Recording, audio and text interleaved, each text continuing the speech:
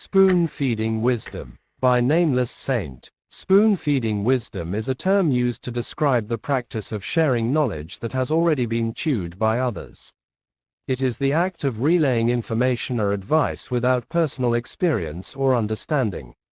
While this may seem like a convenient way to gain knowledge, it can be detrimental in the long run. The problem with spoon-feeding wisdom is that it promotes a culture of dependency. When people rely on others to provide them with answers, they become less inclined to think for themselves. They become passive recipients of information rather than active seekers of knowledge. This can lead to a lack of critical thinking skills and a failure to develop one's own understanding of the world. Furthermore, spoon-feeding wisdom can result in a lack of creativity and innovation.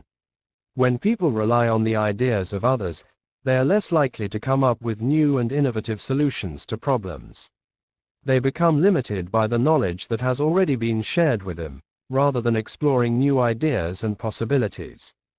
Another problem with spoon-feeding wisdom is that it can lead to a lack of authenticity. When people share knowledge that they have not personally experienced or understood, they are not being authentic. They are simply repeating what they have heard or read, without any real connection to the information. This can lead to a lack of trust and respect from others, as people value authenticity and personal experience. Instead of spoon-feeding wisdom, we should encourage people to seek out knowledge for themselves. This means promoting a culture of curiosity and inquiry, where people are encouraged to ask questions and explore new ideas. It means valuing personal experience and understanding, and recognizing that everyone has something unique to contribute to the world. Once there is a teacher who was discussing a difficult concept in class.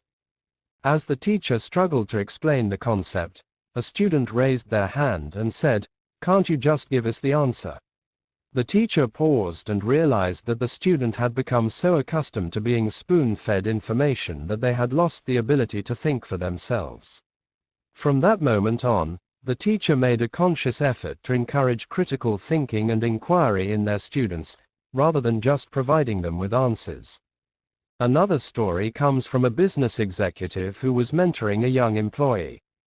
The executive noticed that the employee was constantly asking for advice and guidance, rather than taking initiative and trying to solve problems on their own.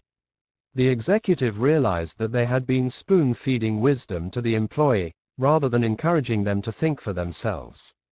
The executive began to challenge the employee to come up with their own solutions, and the employee soon became more confident and independent in their work.